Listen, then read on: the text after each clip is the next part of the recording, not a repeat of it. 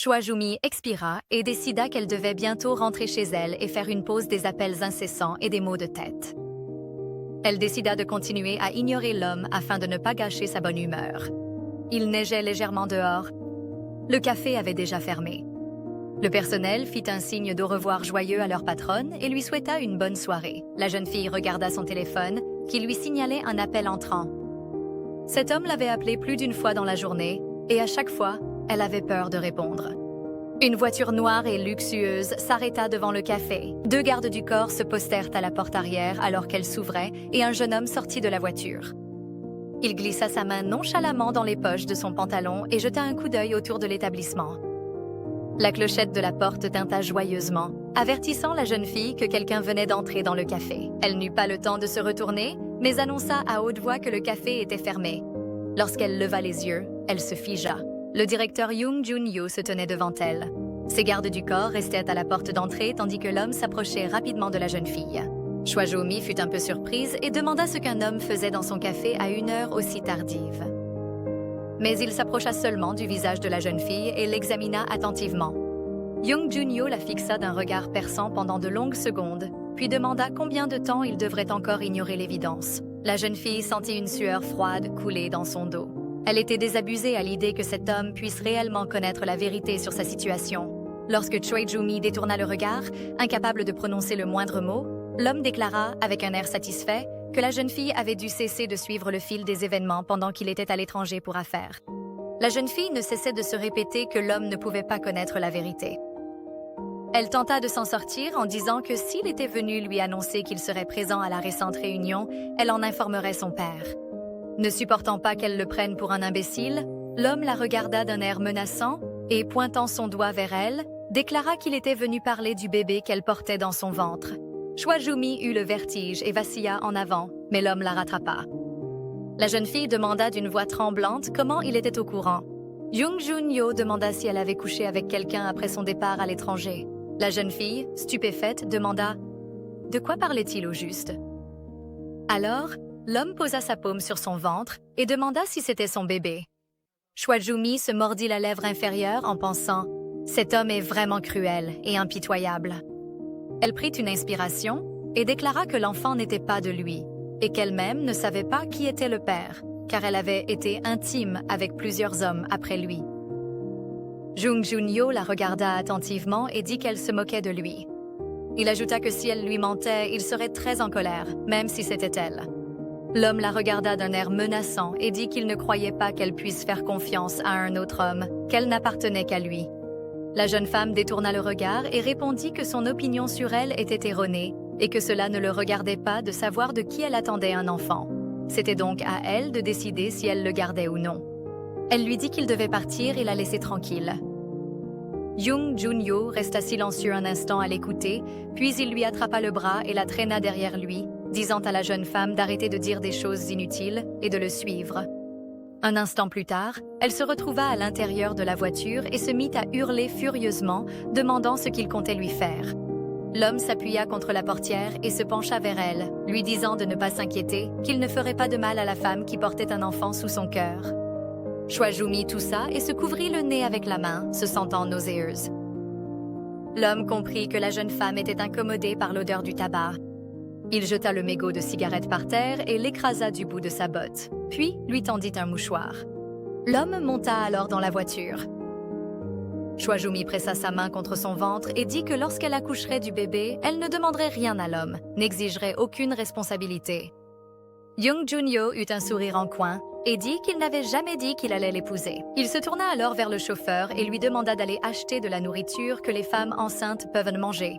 La jeune femme le regarda, surprise, et dit que ce n'était pas nécessaire. L'homme ne l'écouta pas, lui caressa la tête et lui dit de se calmer, de fermer les yeux et d'essayer de se reposer. Alors qu'il couvrait les yeux de la jeune femme, elle pensa au prix énorme qu'elle avait payé pour une seule nuit avec lui, et se demanda s'ils auraient pu ne jamais se rencontrer. La première fois qu'ils s'étaient rencontrés, il lui avait demandé si elle était prête à jouer avec le feu, et elle s'était alors demandé si leur rencontre relevait du hasard ou du destin. Elle pouvait désormais affirmer avec certitude que c'était le destin qui les avait réunis. Tout avait commencé il y a quelques semaines. Choi Joo-mi et Jung Jun-yo s'étaient rencontrés lors d'un rendez-vous arrangé par les parents de la jeune femme. La jeune femme regarda l'homme en face d'elle et pensa qu'il avait eu le culot d'arriver avec 3 heures de retard et de se présenter. De toute façon, à quoi bon dîner si tard dans la nuit? Son regard n'exprimait absolument rien, pas la moindre trace d'intérêt. Jung Jun-yo est le représentant et l'héritier de Woo Songs, la plus grande organisation de gangsters de Corée. La jeune femme fut surprise qu'il soit venu à un rendez-vous accompagné d'un groupe de personnes, comme s'il allait se battre avec quelqu'un. Choi Joo-mi but une gorgée de vin et pensa qu'elle aurait préféré qu'il ne vienne pas. Elle aurait ainsi pu dire à son père qu'elle l'avait attendu, qu'il n'était pas venu, et refuser de le revoir. Elle lui proposa de goûter le vin, disant qu'il était plutôt bon. L'homme l'interrompit aussitôt, de façon impolie, et déclara qu'elle devait sûrement en profiter depuis un bon moment. La jeune femme le regarda, sans comprendre. Jung Jun-yo la fixa d'un air menaçant et dit qu'il lui avait laissé assez de temps pour s'enfuir, puis demanda si elle avait vraiment autant envie de jouer avec le feu. Choi Joo-mi rappela à l'homme qu'ils s'étaient vus il y a quelques jours lors d'un dîner ensemble. Son père l'avait emmené à un dîner commun où ils avaient vu Jung Jun-yo, et la jeune femme pensait alors que ce serait la première et la dernière fois qu'ils se croiseraient. Elle lui expliqua que, puisque son père était aussi un gangster, elle n'avait pas à rêver d'un mariage normal. Elle ne peut jamais aller à l'encontre des souhaits de son père, alors il lui est plus facile de simplement faire ce qu'il dit et de ne pas le mettre en colère. Jung Jun-yo sortit une cigarette et en tira une bouffée. Il esquissa un sourire en coin et demanda si elle pensait que le mariage la sauverait de l'obligation d'être obéissante. La jeune femme agita aussitôt les mains et affirma qu'il se trompait complètement. Elle déclara qu'elle avait compris qu'il ne voulait pas être là non plus, alors elle dirait à son père qu'elle avait été rejetée et que tout s'arrêterait là. L'homme expira un nuage de fumée et dit qu'il ne pensait pas que ce serait aussi simple. Choi Joo-mi expira profondément et se présenta formellement, disant qu'elle avait 28 ans, qu'elle possédait une licence et qu'elle tenait actuellement un café, le Boncha. Elle se leva ensuite et déclara qu'il connaissait désormais le strict minimum à son sujet et qu'elle allait partir. Mais soudain, elle s'arrêta en entendant la voix d'un homme. Il lui demanda calmement pourquoi elle avait cessé de parler.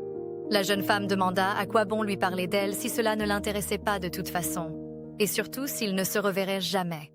Jung Jun-yo, sans changer d'expression, secoua la cendre directement sur le homard et répondit calmement « Que l'on se revoie ou non, ce n'est pas à elle d'en décider. » Choi Joo-mi annonça désespérément qu'elle partait et s'efforça de dire qu'elle avait passé un bon moment. Elle se rendit compte que l'homme avait raison, qu'elle n'avait pas le choix, mais elle espérait qu'il ne faisait que la provoquer. Soudain, l'homme fit signe à ses hommes. Il se tourna vers le chauffeur et lui dit de partir, précisant qu'il conduirait la voiture lui-même. La jeune fille, hébétée, ne comprenait pas ce qui se passait et demanda ce qu'il manigançait. Ce à quoi l'homme répondit qu'il allait la raccompagner chez elle. Choi Joo-mi tenta de s'y opposer. Elle suivit l'homme et lui dit qu'il n'était pas obligé de la ramener. Mais l'homme marcha avec désinvolture et dit qu'elle avait affirmé avoir passé un bon moment avec lui, alors pourquoi ne pas le prolonger un peu? La jeune fille le suivit en silence, pensant qu'il était étrange. Pourquoi voulait-il la raccompagner après l'avoir fait attendre 3 heures? Une fois dehors, la jeune fille tenta à nouveau de le convaincre qu'elle pouvait rentrer chez elle toute seule. Jung Jun-yo s'approcha de la voiture et demanda s'il devait lui ouvrir la porte. Réalisant que l'homme n'allait pas l'écouter, elle poussa un profond soupir et monta docilement dans la voiture. Assise dans la voiture, elle se sentit très mal à l'aise. Elle lui demanda de s'arrêter devant l'immeuble. En regardant l'homme, elle se dit que même si c'était un ordre de son père, elle ne voulait pas aller à un rendez-vous arrangé avec un gangster. Elle se couvrit les yeux et poussa un profond soupir. Il était irréaliste pour la fille d'un gangster de rêver d'une relation normale, encore moins d'amour. L'homme observa Choi Joo-mi attentivement, remarquant son état de détresse. La jeune fille regarda tristement l'écran de son téléphone et lut un message annonçant que son ex-petite amie allait se marier. Choi Joo-mi préparait du café tout en parlant au téléphone avec sa mère. La femme voulait que sa fille vienne lui rendre visite, mais la jeune fille répondit qu'elle avait beaucoup de travail et des projets pour le week-end. La mère de la jeune fille lui reprochait de préparer du café alors que tout le monde autour d'elle se mariait et avait des enfants. Choi Joo-mi répondit que c'était justement pour cela qu'elle était allée à un rendez-vous arrangé. En entendant cela, la femme se lamenta en disant qu'elle en avait assez de son mari gangster. Elle ne comprenait pas pourquoi il lui fallait un gendre gangster. La jeune fille se frotta le front, fatiguée, et assura à sa mère que rien ne marcherait jamais avec cet homme et qu'elle n'avait pas à s'en inquiéter. Soudain, la jeune fille entendit la sonnette de la porte et dit à sa mère qu'il était temps pour elle de servir les clients. Un type étrange apparut à la porte et, sans lever les yeux, commanda un latte. Choi Joo-mi prépara sa commande et, en souriant, lui souhaita de passer un agréable moment dans leur café. Le gars la regarda simplement d'un air étrange. Yoon-ju le remarqua et dit à la jeune fille que ce type venait tous les jours et se comportait vraiment bizarrement. Elle expliqua qu'il entrait à chaque fois, s'asseyait à la table en face du comptoir et fixait la jeune fille du regard. Les filles l'observèrent attentivement et devinrent méfiantes. Choi Joo-mi dit qu'elle ne devait pas tirer de conclusions hâtives et suggéra qu'elles observent la situation. Puis elle reçut un message d'une amie lui demandant si elle viendrait au mariage et elle trouva le courage d'y aller. Quelques heures plus tard, la jeune fille arriva à la salle de mariage où les mariés, tout sourire, saluaient joyeusement les invités. L'amie de Joo-mi était assise, les bras croisés sur la poitrine, et parlait de l'hypocrisie de la mariée. Elle a volé l'homme de quelqu'un d'autre et elle en est heureuse. Choi Joo-mi eut le courage de relever la tête et dit que Young n'avait jamais été son homme, donc son amie ne devrait pas s'inquiéter autant pour elle. Mais la jeune fille ne se calma pas et affirma que tout le monde autour d'elle savait que Sun-bae était amoureux d'elle. Elle dit que le problème de son amie, c'est qu'elle trouve des excuses à tout, mais que sa soi-disant amie lui a volé son petit ami et que c'est dégoûtant. Yesun déclara qu'elle n'avait pas cru que Choi Joo-mi viendrait au mariage jusqu'à la dernière minute. La jeune fille expliqua que si elle n'était pas venue, tout le monde aurait pensé qu'elle était blessée et jalouse, et elle ne voulait pas de rumeurs inutiles. Elle voulait venir et voir de ses propres yeux que l'homme était heureux avec une autre femme. Maintenant, elle pouvait le laisser partir sans regret. La jeune fille prit une grande gorgée de vin et se sentit plus libre. Yesun sourit et suggéra à son amie d'oublier ce type, ajoutant qu'elle pourrait lui présenter quelqu'un d'intéressant. Choi Joo-mi reprit une gorgée de vin et expliqua qu'elle était récemment allée à un rendez-vous arrangé, mais que c'était à la demande de son père. Mais cela s'était plutôt bien passé. Soudain, la jeune fille sentit le regard de quelqu'un sur elle et regarda autour d'elle. Elle aperçut le même type étrange qui venait dans leur café. Quand la jeune fille le vit, il détourna immédiatement le regard. La jeune fille fut aussitôt horrifiée. Yoon-ju avait-elle raison à son sujet? Était-il en train de la suivre? Elle voulut aller le voir, mais pensa ensuite qu'elle était peut-être trop sensible à cause du mariage de son ex et qu'elle se montait la tête. Après avoir quitté Hyesun tard dans la nuit, la jeune fille rentra lentement chez elle. Pas tout de suite, mais elle entendit des pas résonner derrière elle. Choi Joo-mi se retourna, mais ne vit personne. Elle crut entendre quelque chose, mais elle avait dû l'imaginer. Elle avait déjà ressenti cela auparavant, comme si quelqu'un l'observait dans son dos. Quand elle était à l'université, l'un des adversaires de son père avait engagé un homme pour la suivre, mais à l'époque, tout s'était bien passé. À présent, elle avait une sensation similaire. Son imagination s'était-elle emballée à cause des récents événements? Elle s'approcha de la voiture garée sur le bord de la route et regarda dans le rétroviseur. À son horreur, elle vit dans le reflet derrière son dos exactement le même homme. Le sang glacé dans ses veines, elle se mit à réfléchir fébrilement à ce qu'elle devait faire. Mais soudain, elle entendit une voix familière l'appeler par son nom et elle se retourna brusquement. La mère de la jeune fille sursauta et demanda pourquoi sa fille avait l'air si agitée. Avant que la jeune fille ne puisse répondre, la femme commença à la gronder de ne pas avoir répondu à ses appels et lui demanda pourquoi elle marchait seule à une heure aussi tardive. Choi Joo-mi demanda à sa mère pourquoi elle était venue la voir si tard, ce à quoi la femme répondit qu'elle avait une conversation urgente à avoir avec sa fille. Elle commença à presser sa fille d'entrer à l'intérieur. La jeune fille regarda autour d'elle, horrifiée, mais l'homme étrange n'était plus en vue. Une fois à l'intérieur de l'appartement douillet, la femme demanda comment s'était passé le rendez-vous arrangé de sa fille.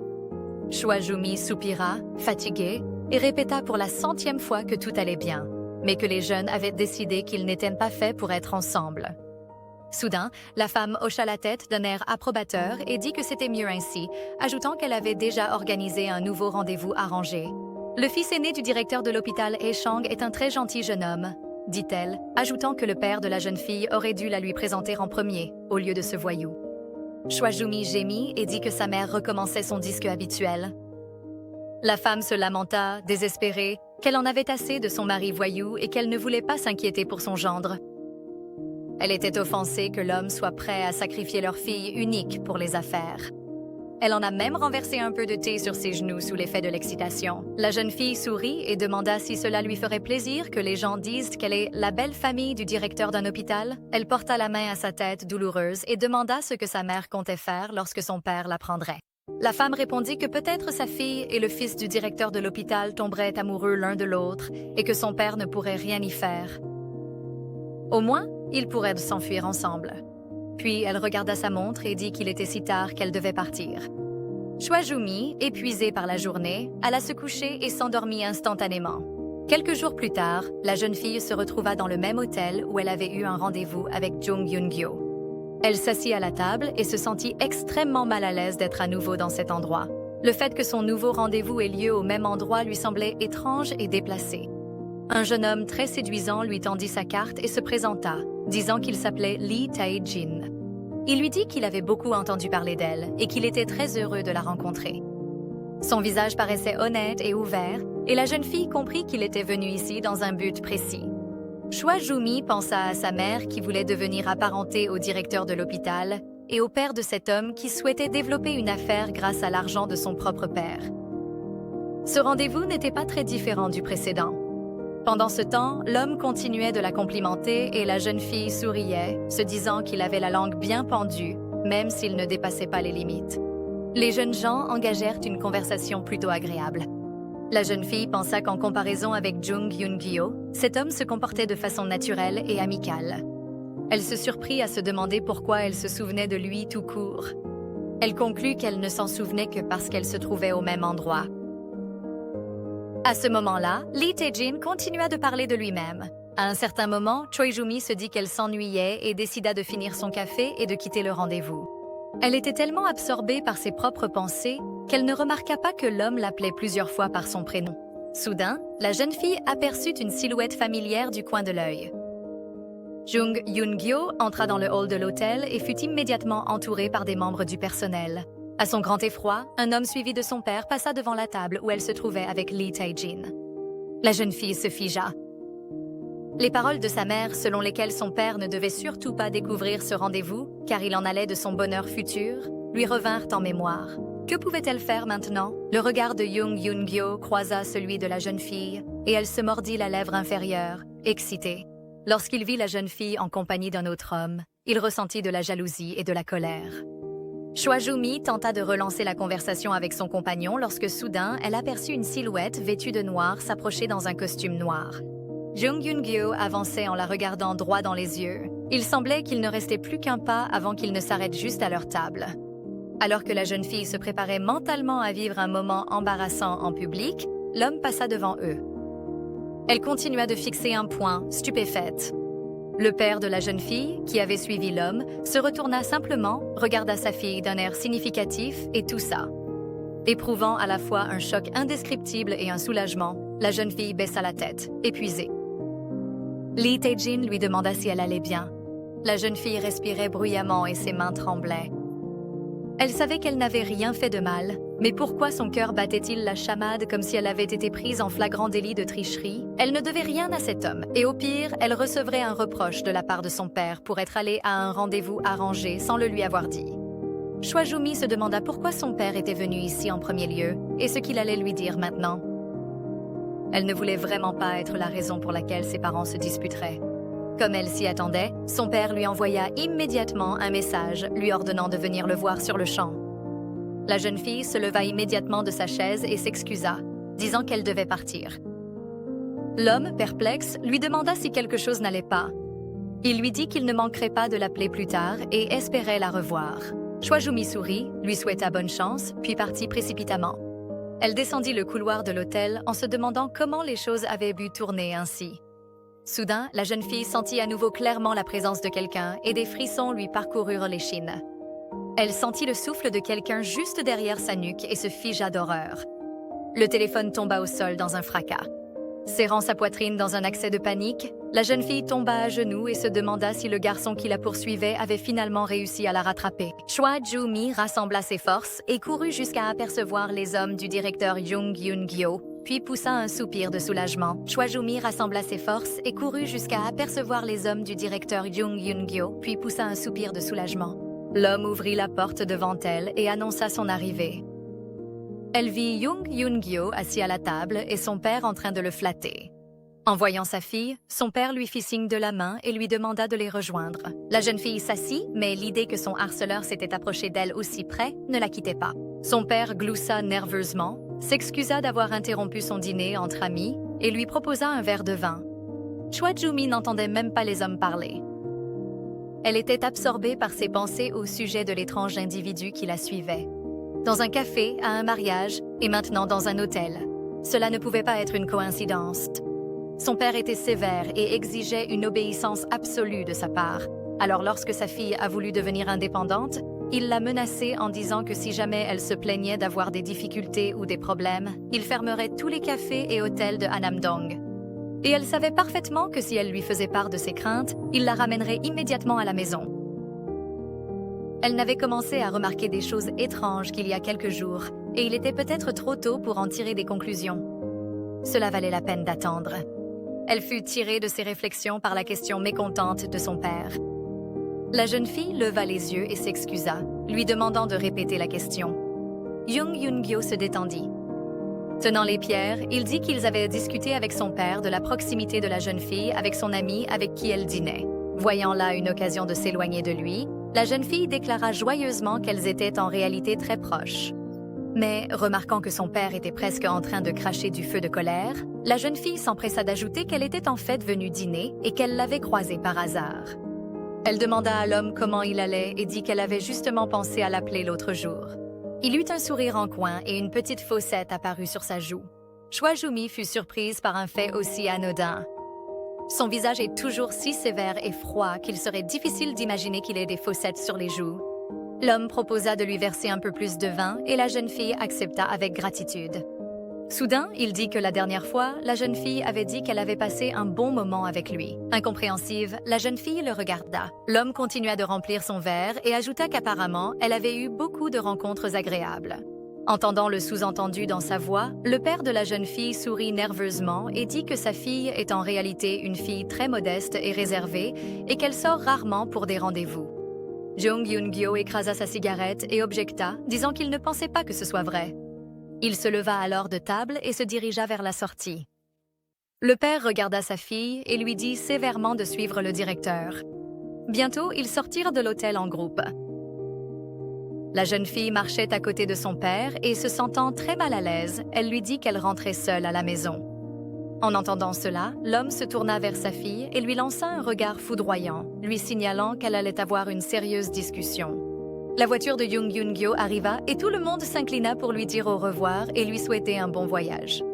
La jeune fille poussa un profond soupir et pensa qu'en acceptant un rendez-vous arrangé à la demande de sa mère et sans l'approbation de son père, elle s'était attirée de gros ennuis. Soudain, la vitre arrière s'abaissa et Jung Yun-gyo proposa de raccompagner la jeune fille chez elle puisqu'elle s'apprêtait elle aussi à partir. Choi Ju-mi resta figée de surprise, tout comme son père et les hommes du directeur. Sans attendre sa réponse, l'homme soupira et dit qu'apparemment elle ne voulait pas partir avec lui puisque son père était à ses côtés. En entendant cela, la jeune fille sortit de sa stupeur et courut presque vers la voiture en demandant qu'on l'emmène avec elle. Elle agrippa la portière de la voiture avec désespoir et demanda si l'homme pouvait la déposer au même endroit que la dernière fois. Leurs regards se croisèrent, le sien suppliant, le sien froid. L'homme la lisait comme un livre ouvert et comprit qu'en l'emmenant avec lui, il la sauvait de la colère de son père mécontent. La voiture filait à toute allure dans la ville, de nuit. Choi Ju-mi toussa, gêné, et remercia l'homme d'avoir accepté de la conduire. L'homme ricana et dit qu'elle aurait pu être plus polie avec lui. La jeune fille le remercia de nouveau, sincèrement. Elle se demanda pourquoi il avait décidé de l'aider. Avait-il bu quelques verres de whisky? Soudain, elle remarqua que l'homme la regardait fixement, mais son visage ne trahissait absolument aucune émotion. Il n'y avait aucune sympathie dans son regard, mais aucune hostilité non plus, et cela la rendit encore plus curieuse. Prenant son courage à deux mains, la jeune fille demanda pourquoi il avait décidé de l'aider. L'homme esquissa un sourire en coin et répondit qu'il ne savait même pas qu'il était en train de l'aider, mais elle savait qu'il mentait. La jeune fille savait qu'il avait deviné qu'elle avait peur de se faire prendre et qu'elle n'était pas ravie de ce rendez-vous. Soudain, elle déclara à voix haute qu'il ne disait pas la vérité. Jung Yun-hyuk esquissa un sourire en coin et la même fossette réapparut sur sa joue. Il pensa en lui-même que la jeune fille n'était pas aussi simple qu'elle pouvait le paraître au premier abord. Enfin, ils arrivèrent devant la maison où la jeune fille avait loué un appartement. Choi Ju-mi était pressée de sortir de la voiture pour pouvoir rentrer chez elle et se reposer, mais soudain, un homme l'arrêta. Lorsqu'elle se retourna, il montra sa jupe, qui était coincée sous ses cuisses. La jeune fille était embarrassée et commença à tirer sur le tissu récalcitrant, se demandant comment elle avait pu se rapprocher au point que le tissu de sa jupe se retrouve sous cet homme. Enfin libérée, elle le remercia en rougissant de l'avoir raccompagné chez elle et lui souhaita une bonne soirée, puis quitta précipitamment la voiture. Choi Joo-mi monta les escaliers et put enfin respirer à plein poumon. Elle avait eu l'impression d'étouffer de nervosité dans la voiture, cet homme lui ayant fait une peur bleue. Elle expira bruyamment, se rappelant qu'elle devait encore s'expliquer auprès de son père. Soudain, le téléphone glissa des mains de la jeune fille et tomba sur une volée d'escalier voisine. Elle se pencha par-dessus la rampe dans l'espoir de l'attraper. La jeune fille baissa la tête, épuisée, se disant que cette journée était vraiment à l'envers. Elle n'avait pas encore remarqué qu'il y avait quelqu'un qui rôdait dans l'obscurité au-dessus, mais un sixième sens soudainement éveillé la fit lever les yeux, et elle remarqua que les lumières de son étage étaient éteintes. La jeune fille ressentit clairement la présence de quelqu'un d'autre. Choi Joo-mi plaqua sa main sur sa bouche, essayant de respirer. Elle était certaine que quelqu'un se cachait dans l'obscurité à l'étage. La terreur se répandit dans tout son corps et la paralysa. La jeune fille réfléchit frénétiquement à ce qu'elle devait faire. Crier, s'enfuir ou essayer d'appeler la police.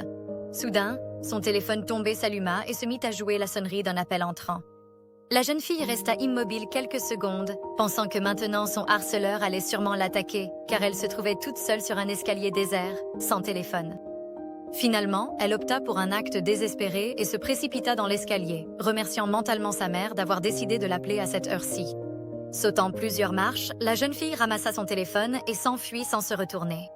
Lorsqu'elle aperçut la porte d'entrée devant elle, ses poumons brûlaient par manque d'air et des larmes lui montaient aux yeux. Mais le salut était proche. Une fois dehors, elle n'eut qu'une seule idée en tête, trouver quelqu'un à qui demander de l'aide. Soudain, elle aperçut la voiture de Jung Yoon-hyuk, qui était toujours garée devant chez elle. La jeune fille courut vers lui et se mit à frapper hystériquement du poing contre la vitre, suppliant qu'on l'aide. L'homme sortit de la voiture et examina attentivement la jeune fille. Retenant ses larmes, la jeune fille commença à raconter que quelqu'un l'attendait devant son appartement, que quelqu'un la suivait déjà depuis plusieurs jours. Elle agrippa les revers du manteau de l'homme et des larmes jaillirent de ses yeux. Elle avoua qu'elle avait vu le même homme récemment au café et à l'hôtel. Tandis que la jeune fille balbutiait quelque chose à propos du harceleur, Jung Yoon-hyuk l'écoutait attentivement et voyait bien qu'elle était effrayée et perdue. Quelque chose bouillonna en lui à l'idée qu'elle aurait pu être blessée. Soudain, il lui saisit le bras et la tira vers la maison. La jeune fille, déconcertée, lui demanda avec effroi ce qu'il comptait faire. Sa grande main tenait la sienne avec assurance, et la jeune fille se sentit étonnamment apaisée en sachant qu'il était à ses côtés. L'homme répondit qu'il l'accompagnerait chez elle et vérifierait que tout allait bien. En entendant ces mots et en regardant leurs mains entrelacées, la respiration de la jeune fille commença à se calmer un peu. Choi Joo-mi déverrouilla la porte de son appartement et Jung Yoon-hyuk entra le premier avec assurance. L'homme observa attentivement les lieux, tandis que la jeune fille restait à la porte, attendant avec excitation. Finalement, il se tourna vers elle et lui demanda si le système d'alarme incendie avait toujours eu cet aspect. La jeune fille le regarda, déconcertée, sans se rendre compte à quel point sa question était étrange.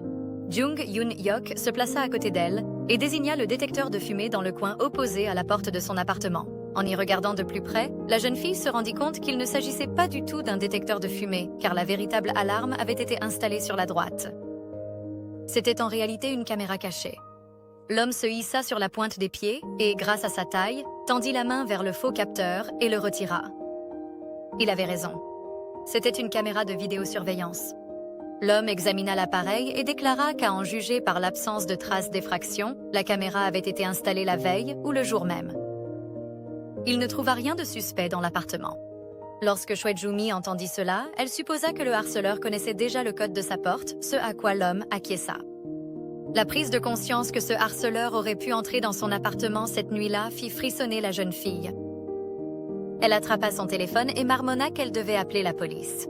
Soudain, le téléphone fut facilement arraché de ses mains et tomba de nouveau au sol. Jung Yoon-hyuk le ramassa et ne se pressa pas de le rendre à la jeune fille qui le réclamait désespérément. Soudain, il serra l'appareil, qui se brisa en deux dans un craquement. La jeune fille fixa avec horreur ce qu'il restait de son ancien téléphone. Elle poussa un cri strident et hurla. Pourquoi l'homme avait-il fait cela?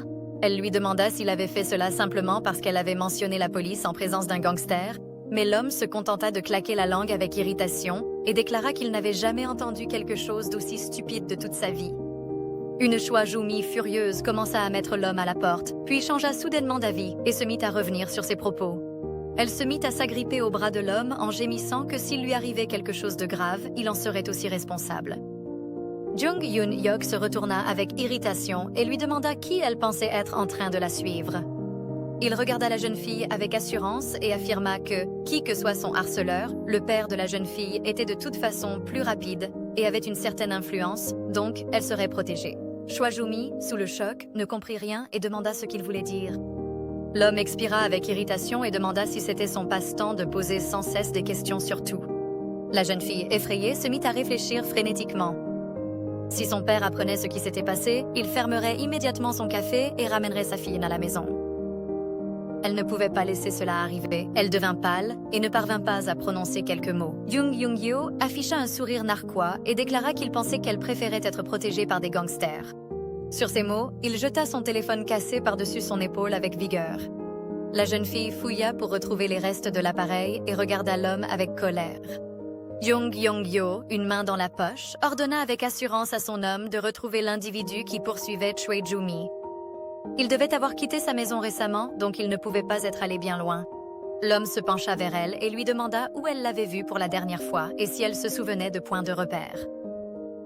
La jeune fille hésita, puis répondit qu'elle avait même pris quelques notes et se félicita mentalement de son ingéniosité. Elle tendit un petit bout de papier sur lequel elle avait griffonné quelques notes. L'homme transmit toutes les informations à son employé et lui dit de le contacter dès qu'il aurait trouvé quelque chose. Ses yeux brillaient de détermination et d'une froide fureur lorsqu'il déclara que cet homme devait lui être amené vivant. Choi Joo-mi, qui était restée assise par terre tout le temps et avait entendu toute la conversation, fut effrayée par le courage et la dureté de cet homme. L'homme se retourna sur le point de partir, puis s'arrêta pour scruter la jeune fille. Soudain, il tendit à la jeune fille son bout de papier avec les notes et elle le regarda, surprise. Il lui était difficile de comprendre cet homme. Il avait si grossièrement jeté et brisé son téléphone, puis avait rendu la note avec tant de soin, comme si elle avait de la valeur. Lorsqu'elle comprit qu'il allait partir, elle lui attrapa la main, le regarda d'un air pitoyable dans les yeux et lui demanda s'il comptait la laisser seule. Jung Yoon-hyo se retourna et regarda la jeune fille, ne comprenant pas pourquoi il devrait rester et la surveiller. Il fourra les mains dans les poches de son manteau et déclara qu'il n'aimait pas ce genre de flirt bon marché. La jeune fille le fixa, désespérée, et lui dit qu'elle n'essayait pas de le séduire, qu'elle avait vraiment peur que le harceleur revienne et l'attaque. Choi Joo-mi commença à essuyer des larmes qui coulaient sans qu'elle le veuille. Elle n'arrivait pas à croire qu'elle avait pensé que cet homme était plus sûr qu'un harceleur. Finalement, l'homme poussa un profond soupir et se dirigea vers le réfrigérateur. La jeune fille, déconcertée, demanda ce qu'il faisait. Il sortit une bouteille de vin, en versa silencieusement dans un verre, puis le tendit à la jeune fille en lui disant de le boire. Choi Joo-mi regarda le verre avec incertitude. Voyant son hésitation, l'homme lui dit que cela l'aiderait à se détendre. En attrapant le pied du verre, leurs doigts se touchèrent et la jeune fille sentit des frissons parcourir sa peau. Jung Yoon-hyo croisa les bras sur sa poitrine et observa avec satisfaction la jeune fille vider son verre en quelques gorgées. Puis, à sa grande surprise, elle essuya sa bouche avec sa manche, lui tendit son verre vide et lui demanda de lui en verser un autre. L'homme, faussement indigné, la réprimanda pour sa décision de se saouler, mais attrapa tout de même la bouteille.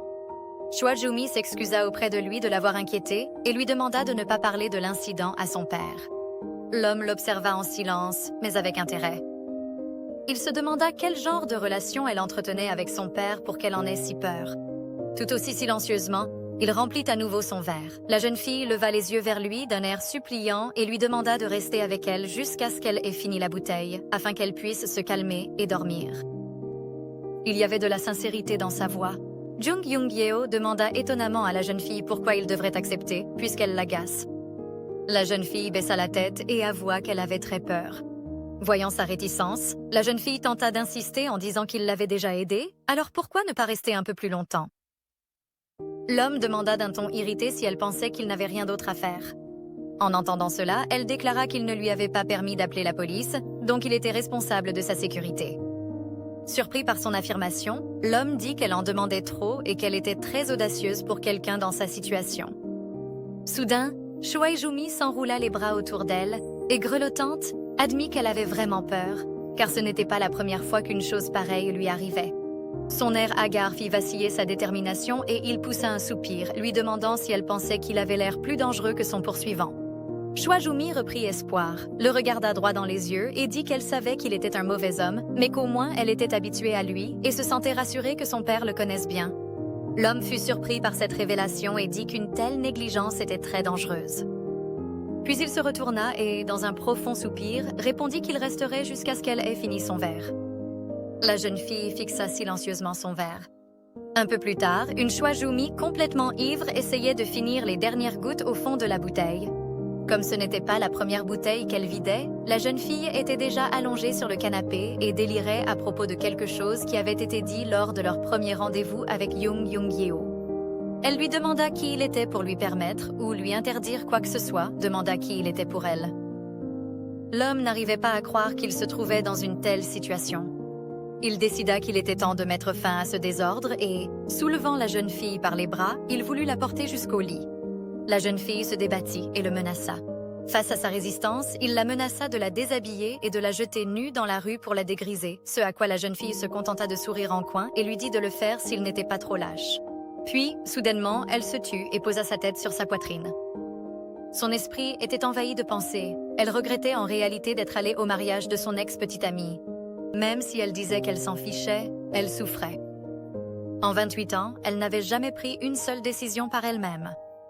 Elle n'avait même pas pu choisir de qui tomber amoureuse, alors que c'était à la portée de tout le monde. Elle continua de tenir l'homme par les revers de sa veste et se mit à pleurer en disant que les choses ne se passent jamais comme elle le voudrait. L'homme toussa poliment et lui demanda de ne pas dire des choses qu'elle pourrait regretter de lui avoir confiées plus tard. La jeune fille se cramponna à sa poitrine, désespérée, et dit qu'elle avait passé toute sa vie à tout regretter. Elle ne voulait plus jamais rien regretter. Soudain, elle entendit à quel point son cœur battait fort et régulièrement, à quel point sa poitrine était ferme et chaude, et elle se sentit en sécurité et rassurée. Cela l'apaisa et elle se couvrit les yeux, savourant l'instant. Puis tout à coup, elle le fixa du regard et se mit à admirer sa large poitrine. L'homme se rendit compte que la jeune fille était pratiquement folle et lui demanda de reprendre ses esprits. Le téléphone de l'homme sonna et il dut retirer sa main de la jeune fille pour répondre. Choi Joo-mi en profita pour entourer la taille de l'homme de ses deux bras, se serrant fermement contre lui. Essayant de rester debout, l'homme répondit qu'il n'était pas à l'aise pour parler en ce moment. Choi Joo-mi leva son visage souriant et s'amusa de la tentative de l'homme de garder son calme face à la situation. Son expression était toujours réservée et elle se demanda s'il était capable de ressentir une autre émotion. Elle voulait arracher son masque de froideur. Remarquant à quel point la jeune fille l'observait attentivement, il demanda, irrité, pourquoi elle faisait cela. Elle se recula soudainement et sourit, répondant que son visage pouvait finalement changer. Elle avait enfin vu une nouvelle émotion sur son visage. Jung Jung-yeol sentit que la jeune fille était ailleurs et commençait à dépasser les limites. Il se leva et dit qu'il devait partir, lui demandant de bien vouloir fermer la porte derrière lui. Soudain, Choi Joo-mi attrapa sa manche et s'accrocha à son bras, disant qu'elle lui était vraiment reconnaissante pour son aide. L'homme s'arrêta et la laissa se blottir à nouveau contre sa poitrine, tandis qu'elle répétait ses mots de gratitude comme si elle était coincée dans une boucle.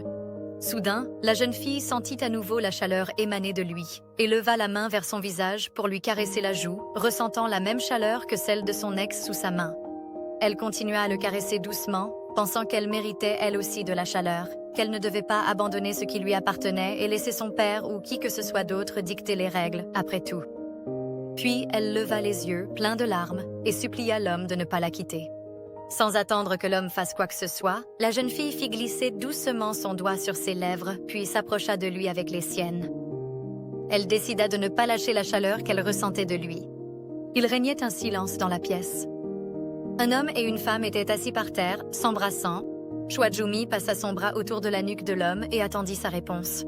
Jung Jung-yeol sourit malicieusement, fit glisser son doigt sur ses lèvres, puis demanda « Comment pouvait-elle se comporter aussi imprudemment avec lui ?» Amusée par la situation, elle laissa échapper un grognement. Choi Joo-mi grimpa sur ses genoux et prit son visage entre ses mains. L'homme se raidit et déclara qu'il ne tomberait pas dans des pièges aussi grossiers de sa part, puis demanda ce qu'elle cherchait à obtenir. Jung Jung-yeol serra fermement la mâchoire et tenta de se maîtriser.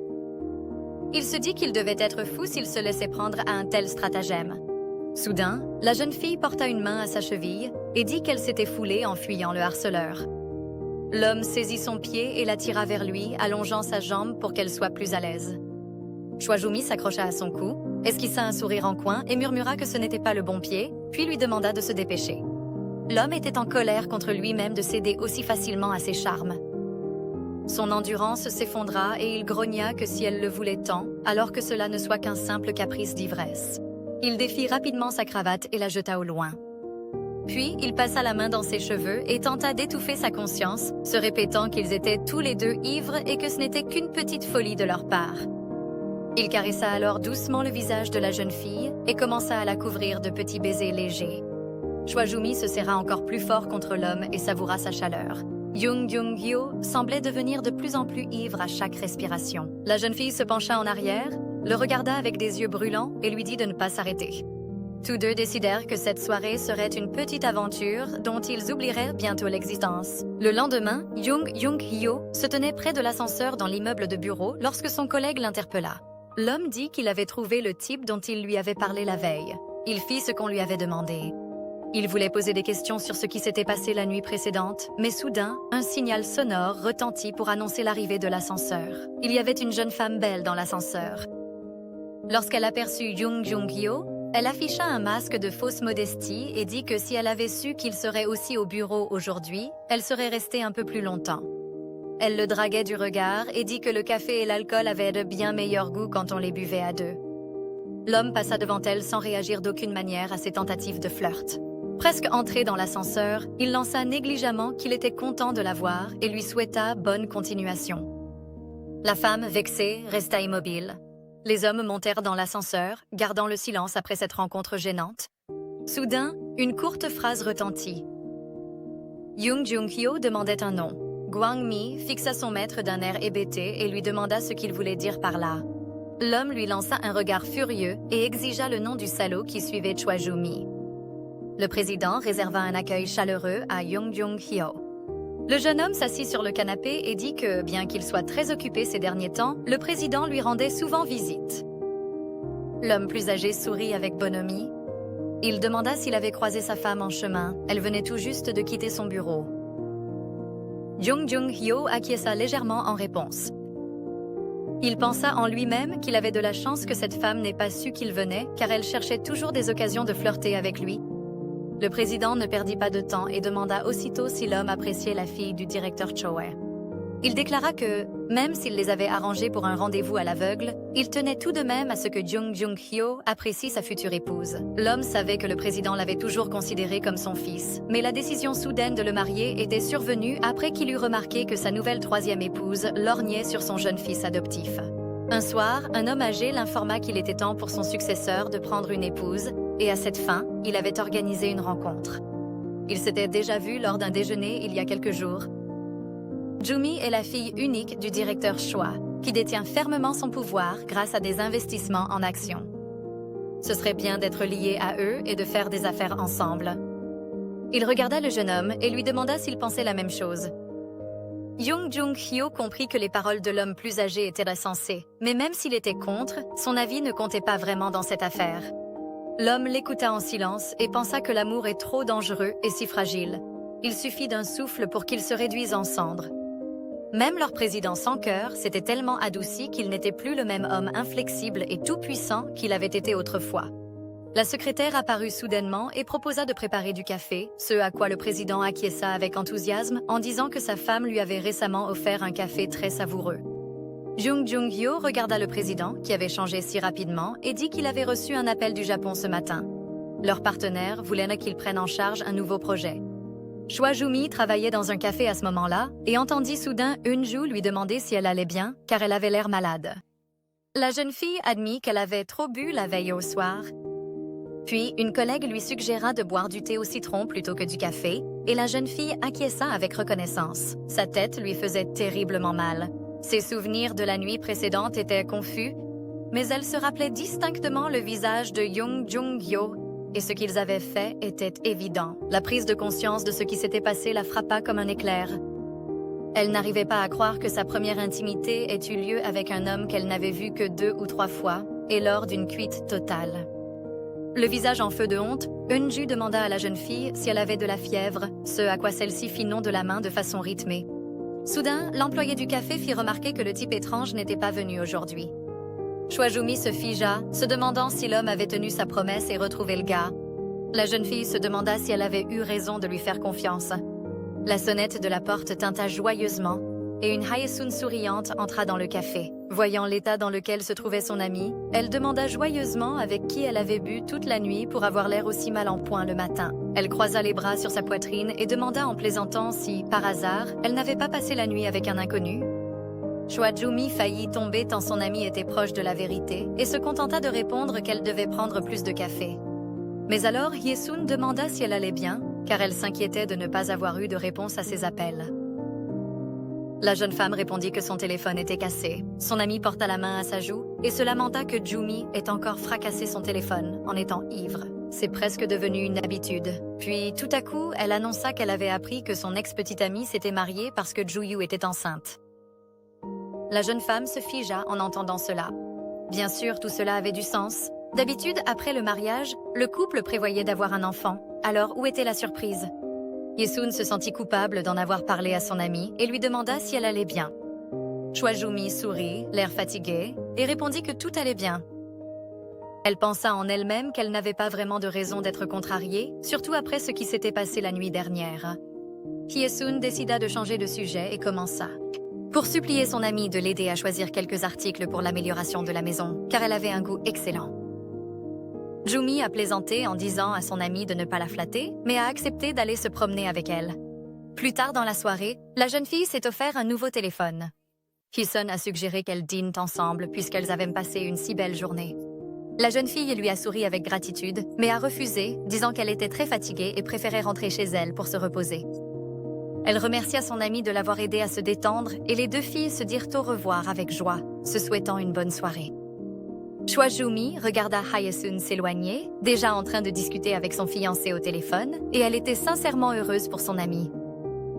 Elle voyait bien que la jeune fille était vraiment heureuse. Pour une raison inconnue, elle n'avait pas envie de rentrer dans un appartement vide. Soudain, elle sortit son téléphone et commença à composer le numéro de Jung Yun-yo. Elle se sentait mal à l'aise, mais pensa qu'il serait juste de lui offrir un dîner puisqu'il l'avait aidée. Elle resta là, hésitante, se demandant si elle ne devrait pas songer à déménager. Ainsi, tous les événements des derniers jours cesseraient de lui revenir en mémoire. En s'approchant de la maison, la jeune fille aperçut une voiture familière et s'interrogea. L'un des hommes de Jung Yun-yo sortit de la voiture et s'inclina pour saluer la jeune fille effrayée. Choi demanda pourquoi il était là. Son esprit était envahi de pensées sur les raisons pour lesquelles Jung Yun-yo avait envoyé des gens chez elle. L'homme dit qu'il avait quelque chose à lui montrer et se dirigea vers le coffre. La jeune fille, perplexe, lui demanda de nouveau pour quelle affaire il était venu la voir. Finalement, lorsque le coffre s'ouvrit, elle aperçut un homme battu et ligoté qui tenait à peine à l'intérieur. La jeune fille se couvrit la bouche d'horreur et ne réalisa pas tout de suite de qui il s'agissait. Elle ne comprenait pas pourquoi on lui montrait cela. Puis soudain, derrière tous les hématomes, la jeune fille reconnut le harceleur même qui la suivait depuis quelques jours. Choi recula devant lui, horrifié. Je n'arrivais pas à croire que c'était réel. L'homme commença à expliquer que cet individu venait dans son café certains jours et y restait pendant que la jeune fille travaillait. Il avait également été aperçu sur les caméras de sécurité de l'hôtel et de la maison de la jeune fille. La jeune fille détourna le regard. Elle voulait vraiment s'occuper de lui, mais elle ne pensait pas que la situation prendrait une telle tournure. Après qu'elle eut confirmé qu'il s'agissait bien de l'homme qu'elle avait vu, l'homme referma le coffre et dit qu'il s'occuperait de lui comme il l'entendait. Une Choi effrayée demanda désespérément s'ils allaient tuer ce pauvre homme, ce à quoi l'homme qui prenait le volant répondit que de telles décisions seraient prises par le directeur, puis il lui dit au revoir. La jeune fille déconcertée resta debout dans la rue, fixant bêtement la voiture qui s'éloignait. Soudain, elle ressentit une vive douleur à la tête et se demanda ce qui se passait dans sa vie, de toute façon. Elle chercha à tâtons le téléphone dans sa poche et décida d'appeler Jung Yun-yo, même si elle n'avait pas prévu de le contacter en premier. Mais les circonstances l'y obligèrent. L'homme décrocha presque instantanément. Il fut surpris d'entendre la voix familière de la jeune fille. Elle balbutia et dit qu'elle l'appelait à propos du harceleur. Agacé, il lui dit d'aller droit au but, car il était très occupé. La jeune fille demanda, désespérée, s'il comptait tuer cet homme. Jung Yun-yo demanda calmement si c'était pour cela qu'elle lui avait demandé de l'aide. Il pensait qu'elle voulait qu'il s'occupe du problème. Désespérée, la jeune fille cria que quoi qu'il arrive, elle n'avait jamais souhaité la mort de qui que ce soit. Elle se frotta la tête, épuisée, et dit qu'elle n'aurait jamais dû lui demander de l'aide, que c'était son erreur. La jeune fille ajouta que si elle avait su comment cela finirait, elle ne lui aurait jamais demandé de s'en mêler. L'homme se mit en colère et lui dit de trouver le courage de lui dire tout cela en face. Choi Joo-mi tenta de lui dire qu'il se trompait complètement. L'homme ne voulut rien entendre et continua en disant qu'il était plus facile pour elle de rejeter la responsabilité sur quelqu'un d'autre pour régler le problème du harceleur et qu'à présent, elle se sentait coupable parce qu'il risquait d'être blessé. Il lui conseilla de bien réfléchir à quel point elle était égoïste. La jeune fille eut l'impression de recevoir une gifle en entendant cela. Elle n'eut pas le temps de répondre car l'homme avait déjà raccroché. La jeune fille resta debout au milieu de la rue, réalisant à quel point elle était hypocrite. Elle s'était comportée comme une véritable lâche. Lorsqu'elle atteignit son appartement, elle referma doucement la porte derrière elle et s'y laissa glisser, expirant profondément. Choi Joo-mi laissa tomber sa tête, épuisée, et la cacha dans ses genoux. Elle ne voulait pas que les choses tournent ainsi, mais elle sentait qu'elle était entraînée dans ce chaos. Elle releva la tête et son regard se posa sur le désordre laissé de la veille au soir. Des objets traînaient partout, des bouteilles de vin vides gisaient autour du canapé, dernier témoin de ce qui s'était passé la nuit précédente. Elle se ressaisit enfin et décida que ce n'était pas le moment de se laisser abattre. Elle devait ranger sa chambre pour y voir plus clair dans son esprit. La jeune fille trébucha sur une bouteille vide, la ramassa et se souvint aussitôt de ce qui s'était passé, car tout était arrivé parce qu'elle était tellement ivre. Ce qui l'agaçait le plus, c'est qu'elle se souvenait exactement de ce qu'elle avait ressenti, se souvenait de son apparence au milieu de ce désordre. Mais le moment où son expression stoïque s'était effondrée restait totalement flou dans sa mémoire. La jeune fille poussa un soupir las et se ressaisit. Elle n'aurait pas dû remettre ça sur le tapis. Pourquoi pensait-elle aussi souvent à cet homme? Demandait-elle tant que ça? Elle voulait juste une vie normale, comme tout le monde. Mais malheureusement, aussi loin qu'elle s'en souvienne, sa vie a toujours été loin d'être normale. Au lycée, ses camarades chuchotaient dans son dos à propos de son père gangster. Il ne s'intéressait qu'à l'argent dans lequel elle était censée nager, jamais à sa personnalité. Elle était toujours entourée de gens qui cherchaient à tirer un avantage de leur relation avec elle. Une fois, pendant le cours de sport, elle a accidentellement reçu un ballon sur la tête. Ses camarades ne voulaient vraiment pas lui faire de mal et se sont excusés, lui demandant si elle allait bien. Le lendemain, l'un des garçons est venu à l'école couvert de bleu. Il n'a avoué à personne ce qui lui était arrivé, mais des rumeurs selon lesquelles c'étaient les hommes du père de Choi Joo-mi ont commencé à circuler immédiatement. Tout le monde murmurait sans cesse que, puisque son père était un gangster, il valait mieux ne pas être ami avec elle, car cela pouvait attirer des ennuis. Ainsi, la jeune fille était toujours très seule. Choi Joo-mi était déçue de constater que rien n'avait changé depuis cette époque. Bien qu'elle rêvât d'une vie normale et tranquille dans laquelle elle pourrait tomber amoureuse, se marier et avoir des enfants, la jeune fille s'assit, fatiguée, sur le canapé. Elle se demandait comment des choses apparemment si ordinaires pouvaient être aussi inaccessibles pour quelqu'un d'autre.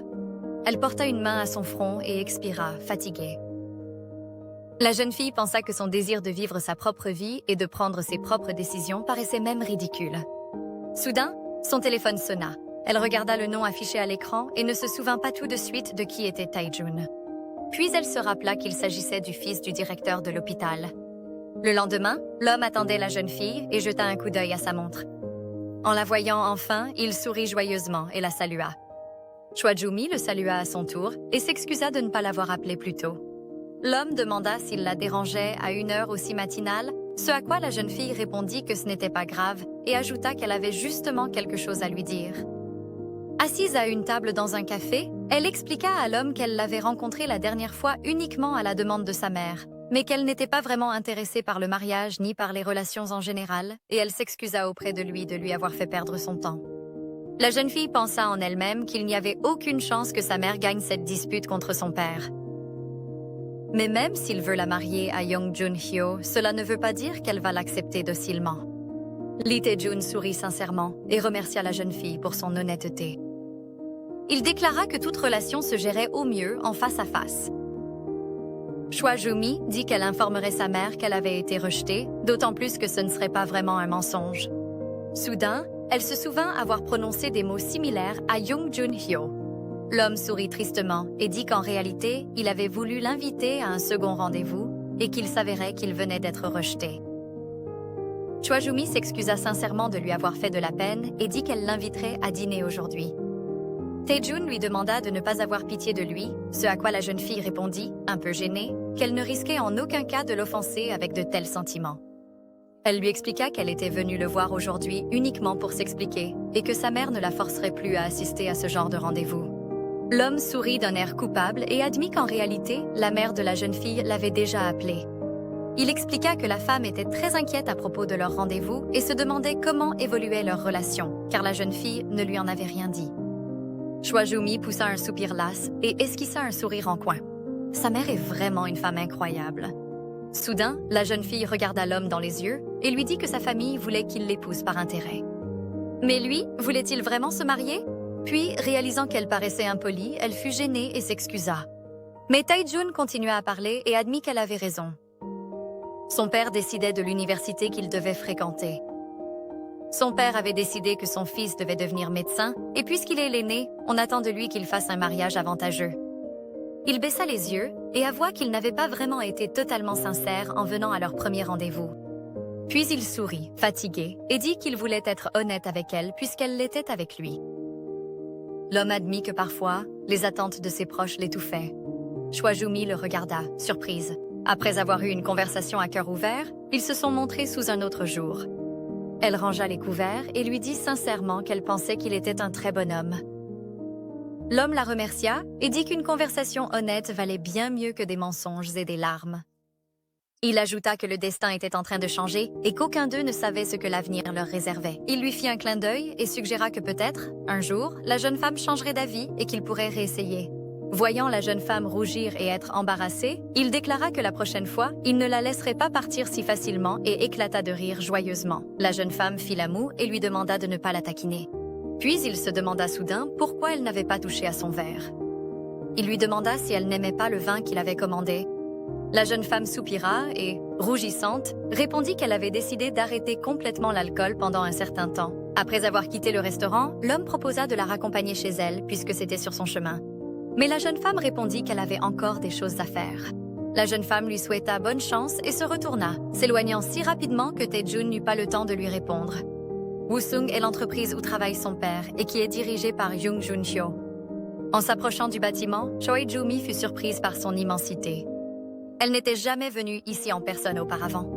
Elle se dirigea vers la réception et un jeune homme la regarda avec intérêt avant de lui demander comment il pouvait l'aider.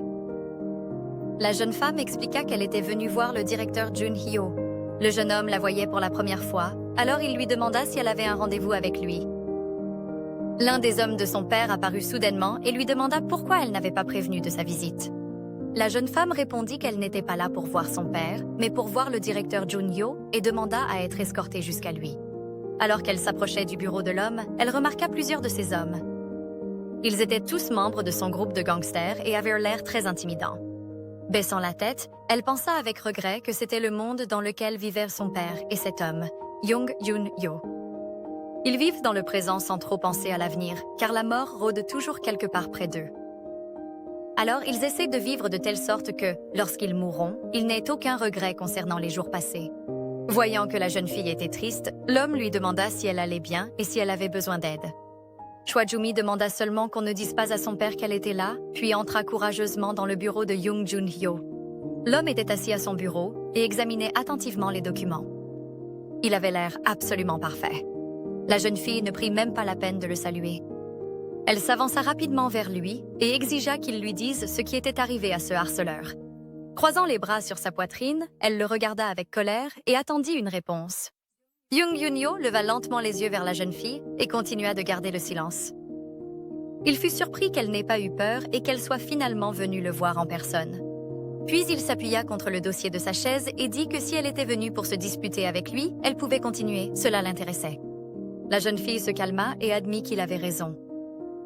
Elle avait vraiment eu peur, et même si elle savait comment cela finirait, elle ne voulait pas que quelqu'un meure par sa faute. Puis, soudainement gênée, elle déclara qu'elle voulait parler de ce qui s'était passé entre eux. L'homme se raidit, mais il était tout oui. Bégayant, la jeune fille demanda si l'homme avait utilisé une protection. En entendant cela, l'homme esquissa un sourire carnassier. C'était donc cela qui la préoccupait vraiment. Choi Joo-mi dit qu'elle n'avait pas trouvé un seul préservatif dans la poubelle, bien qu'elle estima qu'il aurait dû y en avoir 5 ou 6 en moyenne. Elle comprenait que c'était spontané, mais espérait qu'il avait pris des précautions pour la sécurité.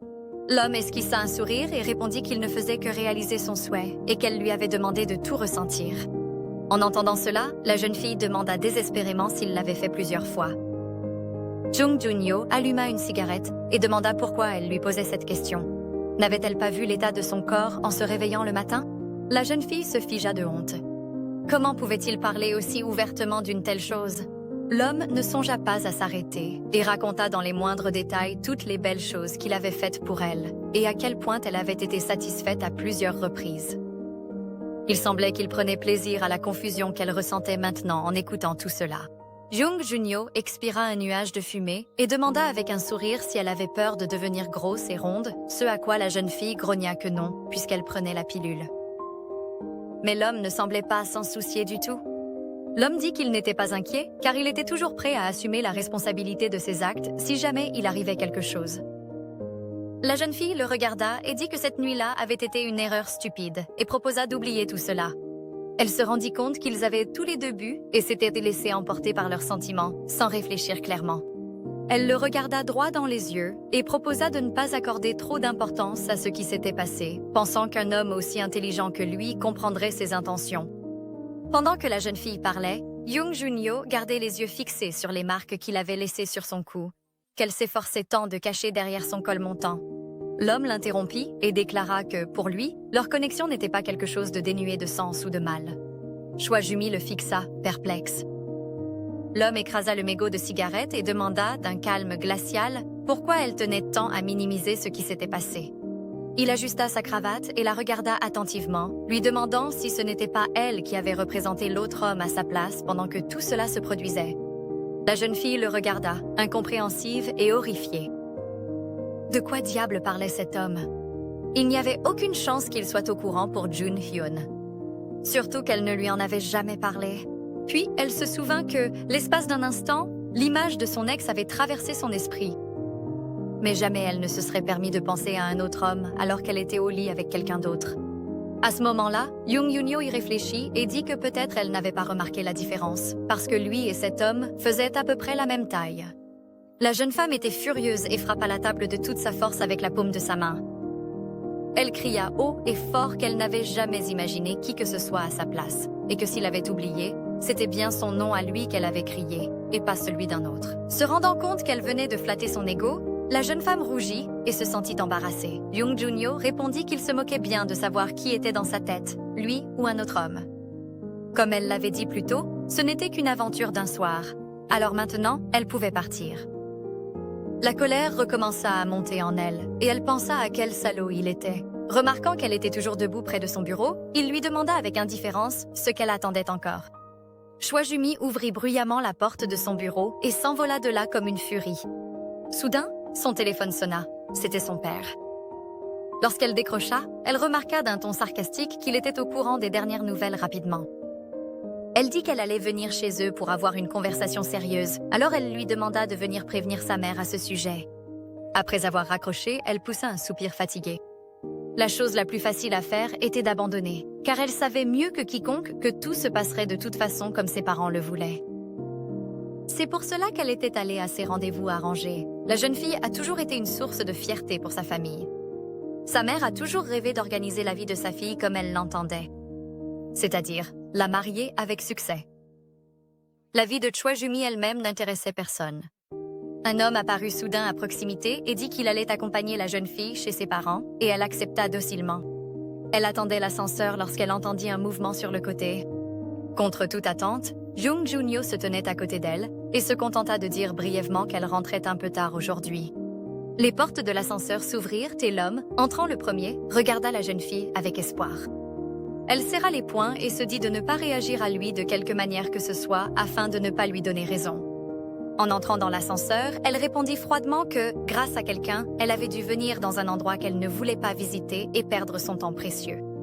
Amusée, il lui demanda si elle était toujours aussi impolie avec les gens.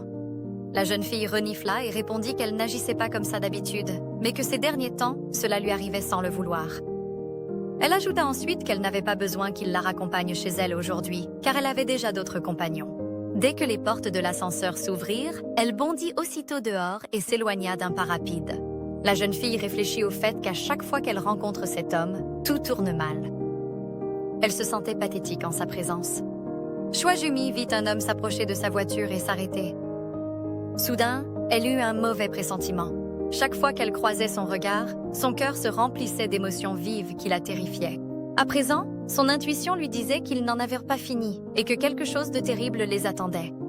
La voiture filait sur la route, et les pensées de la jeune fille faisèrent de temps à autre sourire Jung Jun-yo d'un air narquois. En observant dans le rétroviseur, le chauffeur se demandait ce qui arrivait à son maître.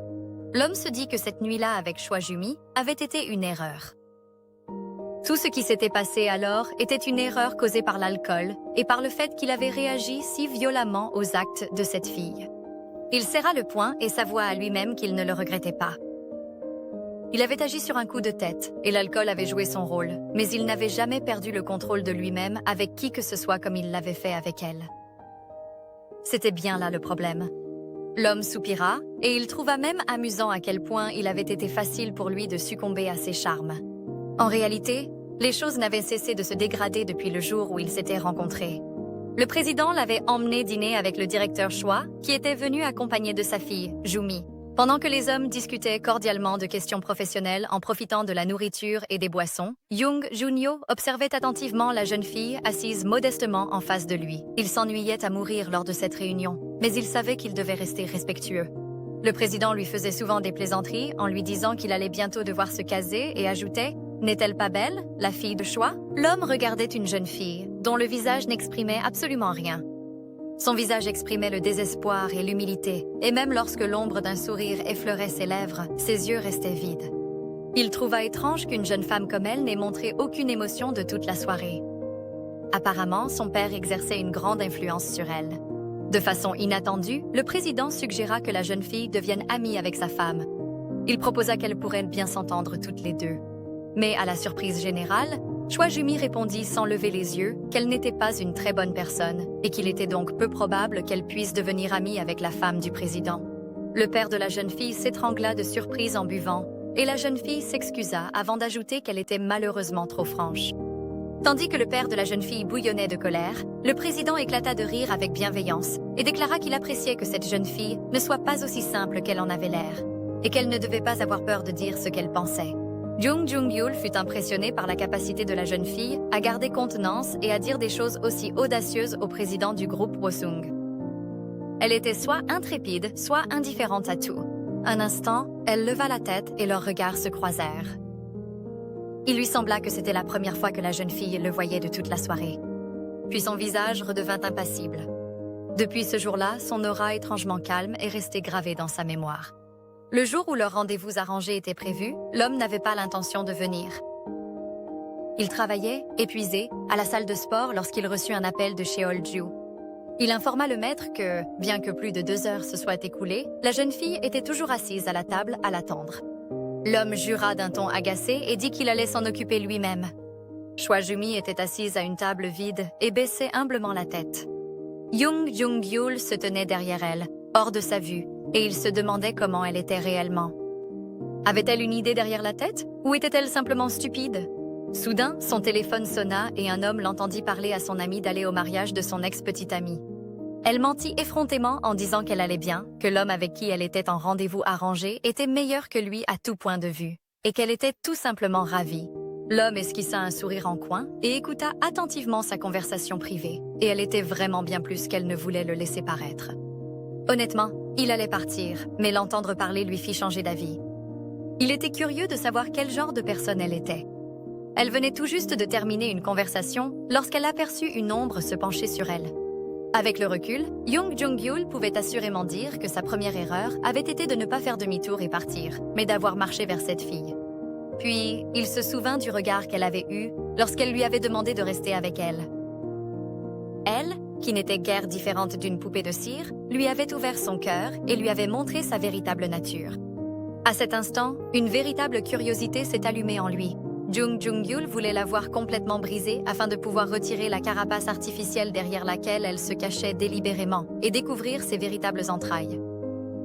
Il n'avait pas prémédité ce qui s'était passé entre eux, et c'était une grave erreur de sa part. Il voulait savoir pourquoi cette nuit-là elle avait bu verre après verre, comme si elle allait mourir si elle ne s'enivrait pas. Il voulait comprendre ce qu'elle cherchait à oublier. Il devait être devenu fou, mais il était vraiment curieux de savoir quel genre d'homme était son ex-petite amie, pour qu'une femme aussi froide et réservée que Winter puisse perdre la tête à cause de lui. Puis soudain, le visage désespéré de la jeune fille lui revint en mémoire. On aurait dit qu'elle était vraiment inquiète que leur nuit ait des conséquences. Il croisa les bras sur sa poitrine et grommela qu'elle était une vilaine fille, car il lui avait demandé de ne pas jouer avec le feu, et elle avait fait exactement le contraire. Choi-Joo-mi arriva à la maison parentale à ce moment-là. La mère de la jeune fille commença à la réprimander dès le seuil de la porte, lui reprochant de ne presque jamais leur rendre visite. Elle n'est pas la seule à avoir sa propre vie, mais d'autres personnes arrivent à concilier travail et famille, alors que leur fille a complètement oublié ses parents. La femme se lamenta en disant qu'élever des enfants est un travail ingrat. Alors, la jeune fille ne put plus supporter cela. Elle demanda à sa mère si les enfants étaient la propriété de leurs parents et si leur avis n'avait aucune importance. Un père, descendant les escaliers, entendit leur dispute et demanda avec qui sa fille s'était encore disputée cette fois pour qu'elle rentre à la maison se défouler. Il dit à contre-cœur qu'elle agissait comme si venir chez eux signifiait perdre immédiatement sa liberté. La jeune fille le salua, mais l'homme, l'ignorant, continua de se lamenter que sa fille unique avait quitté ses parents pour aller vivre dans un appartement délabré et tenir un petit café. Choi-Joo-mi tenta de le contredire, mais l'homme l'interrompit et demanda pourquoi elle était venue à l'entreprise aujourd'hui. La jeune fille demanda ce qu'il y avait de si étrange à ce qu'elle décide de rendre visite à Young Young-hyo après qu'ils aient eu un rendez-vous. L'homme répondit qu'il n'aurait pas trouvé cela étrange s'il ne savait pas qu'elle ne l'aimait pas, et il savait qu'elle ne l'aimait pas parce que sa fille n'avait pas de cœur. Elle savait que son père était intelligent et qu'elle ne pourrait pas le tromper aussi facilement. Finalement, elle déclara que s'il n'aimait pas cela, elle ne reverrait plus cet homme. Lorsqu'elle leur annonça qu'elle était venue leur dire qu'elle ne participerait plus à des rendez-vous arrangés et qu'elle n'avait pas l'intention de se marier de sitôt, ses deux parents recrachèrent leur thé de surprise. Choi-Joo-mi fit preuve d'une confiance sans précédent et déclara fermement qu'elle avait sa propre entreprise qui lui rapportait suffisamment d'argent et que ses parents devaient commencer à la respecter. En entendant cela, le père de la jeune fille éclata de rire et demanda de quel revenu elle parlait. L'homme se mit à crier que tout ce qu'elle avait, c'était grâce à eux. Ils l'ont habillée, éduquée, nourrie et lui ont même acheté ce café. Tout ce qu'elle a à faire, c'est de bien se marier pour qu'ils puissent compenser leurs dépenses et peut-être gagner un peu d'argent. Il lui demanda si elle pensait que ses parents méritaient un remerciement de sa part. Choi-Joo-mi se rappela une fois de plus pourquoi elle n'aimait pas venir chez ses parents. Sans remarquer l'état de sa fille, le directeur Choi continua en disant que Young Young-hyo est un homme froid et calculateur et qu'il ne vivrait jamais sous la coupe d'une femme. En l'écoutant, la jeune fille se demanda si son père aimait ce genre de personne froide, incapable de ressentir des émotions, mais seulement de travailler et de gagner beaucoup d'argent. Choi-Joo-mi se leva brusquement et se dirigea vers la sortie.